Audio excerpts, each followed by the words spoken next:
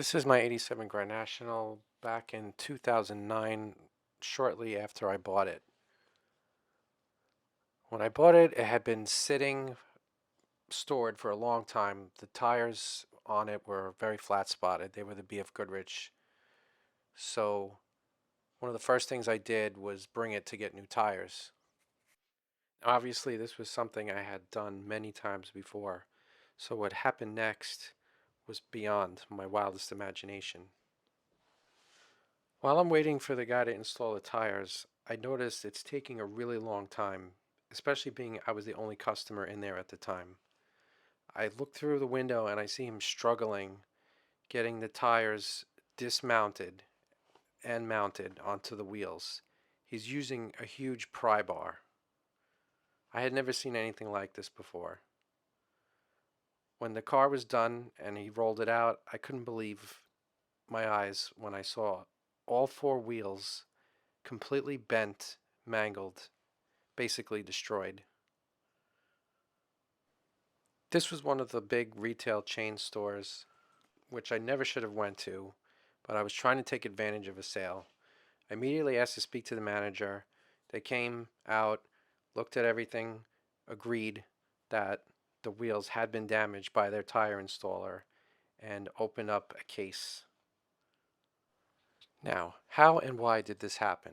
Well, unbeknownst to the tire installer and also myself at this time, being a new Grand National owner, the Grand National wheels are what are referred to as reverse wheels, which means they are reverse of what would normally be the face of a steel wheel. The center is essentially installed into the wheel backwards.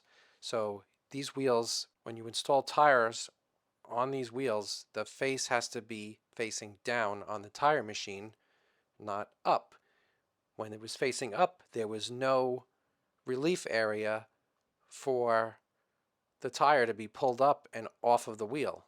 So this lesson was learned the hard way by both of us. The company agreed that they were going to pay for the damage done to my wheels. The only problem was it's not exactly easy to find a full set of Grand National wheels, even back in 2009. So what was agreed to was that if I could find a wheel place that could repair the wheels, they would pay for that, and the tires also ended up being completely destroyed when the guy was pry barring them onto the wheels. I had to bring the wheels down to a different shop and pay to have them dismounted. Then I needed to find a wheel company. I found this company called True Design Wheel. They were out in Colorado, and I don't think they exist anymore. In fact, I'm 100% positive of that.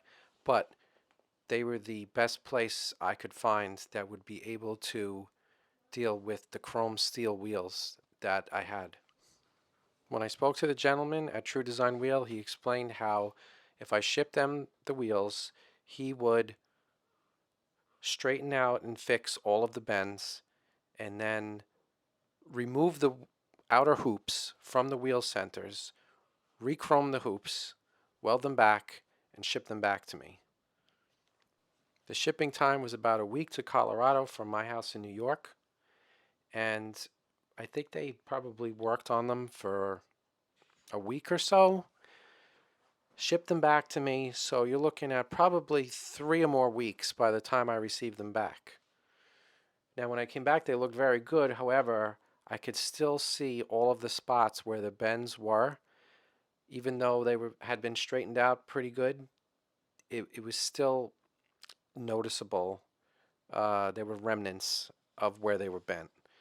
Being unhappy with the way this looked, I spoke to the guy, and he told me, well, the only option I had now was if I sent them back again, he would put brand new steel hoops and rechrome them and go through the whole process again. So that's what I ended up doing, shipping them all back out to Colorado again, this process. So by the time I get the wheels back and on my car, it was probably like a 2 month ordeal. Probably even more, actually. When I got them back for a second time, they looked absolutely perfect, amazing. He redid everything with the new hoops, painted the centers black, and 15 years, whatever this is later, the wheels are still perfect and look great. The chrome on them looks way better than the stock original OEM chrome. While the wheels were off, I was able to sandblast and repaint the rear drums, and also another confirmation that this car was a low mile car. At the time I bought it, it had 16,000 miles, was the fact that the assembly line clip was still on. That proves that the brake drum had never been off the car up to that point. My next fail goes way back to my younger days. I had found this 84 Buick Regal for sale in the parking lot of my college at the time, and I think the guy only wanted about 400 for it. It was a running driving car. It had the V6, but it had major oil leaks, and I think otherwise it ran okay. I honestly don't even remember, but my idea was to swap in a V8, of course. Now, I knew a guy who owned a 327, and this was pretty much pre-internet days where all you had to go by were legends, things you heard the older generation talking about, and the 327 was like a legendary hot rod engine. So I bought it from this guy for a few $100. It was all stock. Tore it completely down to a short block, and against better judgment, one of my friends, won't say who at the time, but he knows who he is, suggested I run the 292 comp cam hydraulic cam, which was way too much for a stock 327 with stock crappy heads, low compression. Well, actually, maybe this did have domed pistons. So maybe it wasn't low compression, but it was just not suited at all to the car. I did not have a high stall torque converter. I had the stock V6 torque converter, and the rear gear was something like a highway gear, like a 241.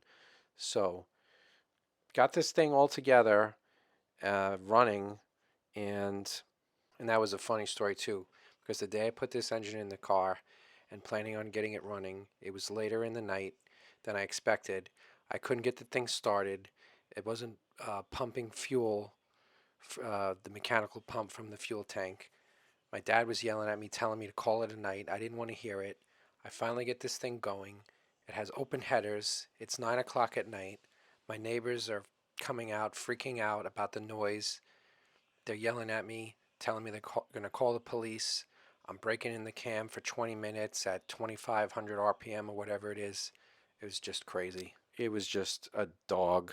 It would, it had no low end power whatsoever. It was really pathetic until you got up to about maybe 3,500 RPM where the cam started pulling. But then about 1,000 RPM later, you just run out of steam because the heads had no flow, and also ended up blowing the stock transmission. No surprise. Bought a Turbo 350 from the junkyard. Spent hours and hours in my street putting that in, only to find, no surprise, the transmission slipped like crazy and was basically useless. Had to pay to have a rebuilt transmission put into it because at that point I was just done with laying on the ground, and still did not take the opportunity. I guess I had no budget for this. I should have. That was a good chance to put in the right torque converter. Didn't happen, and ended up probably only driving this car for maybe 6 months. And also another crazy thing that happened was it had a press-on harmonic balancer, which I didn't have a way to install it, so I just pounded it on with a hammer, and probably a week after I started driving it, the alternator light came on, and it turns out the whole pulley, the end balancer, had just slid off the crank. And then I tried tapping the crank so I could put a crank bolt in, broke the tap in the crank, had to figure out where to get a tap remover from, drive to Queens to a specialty tool place, and in the end, I was just done, and ended up putting it up for sale. And I think I ended up selling it for maybe like $2,000, or not a lot. I did not make any money at all on it, and just had to move on. Lesson learned. You got to have the budget and the right information to make a project like this work out. And I did not. Back to my 87 Grand National for yet another pretty major fail. Like I said earlier, I got this car in 2009, and I knew nothing about these cars. I had owned a lot of Jeep bodies, but never a turbo Buick. So I was on the Turbo Buick forums like all the time, and all of the advice that people would, uh, when people would buy a Grand National, all the advice they would be given was, you got to do a spring cleaning. These cars are at that time were, over a little over 20 years old. It needs everything gone through, all fluids changed, coolant, oil, filters, uh, rear axle, gear oil, transmission oil. So I go and I buy all these fluids, spark plugs, all this stuff. Go over to my friend Frank's house because he has the lift, and I do all this stuff. And I'm driving around afterwards doing a test drive, and I notice all of a sudden something weird with the transmission. It was a pretty hot day. I maybe beat on it like once or twice, and now I'm getting like a flare going from, I think, second to third gear. It's flaring, and it never did that before. So now I'm like, now what? So I go and I do some more forum research. Come to find out that really these transmissions need to be a little bit overfilled beyond the full mark, and I had it right at the full mark. And I don't know if it was just a little bit low on fluid. Uh, it was a little hot. I don't know what happened, but I burnt up the clutches. So now I have a 16,000-mile car. I had a perfectly shifting transmission, and now it's toast. So had to go back. Luckily, Frank let me use the lift again, pull the transmission out, bring it to Turbo Buick Performance in Freeport. Dave Husek, he did a great job. Got a little bit of a higher stall torque converter, still a 12-inch. Probably should have gone with something a little bit higher, but at the time that's what I did. And all these years later, trans is still very good.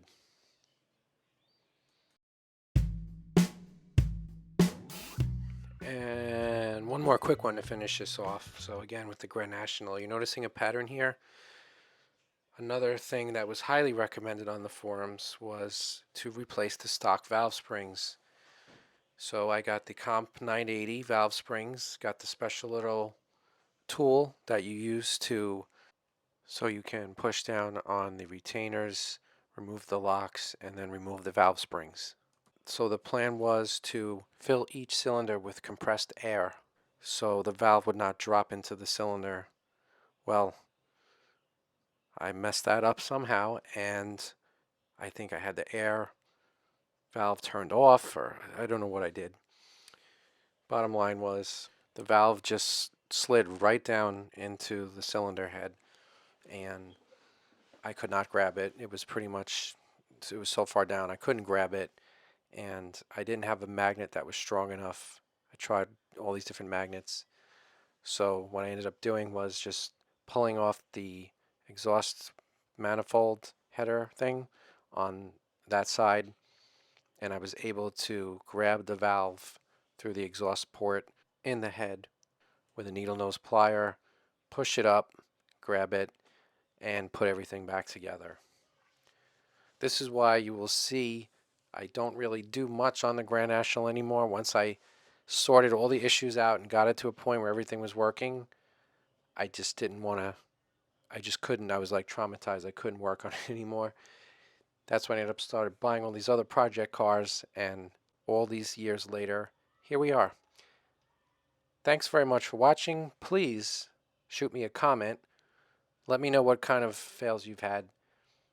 I'm sure I've had a lot more over the years, and Maybe I'll do another one of these if people like it. See you next time.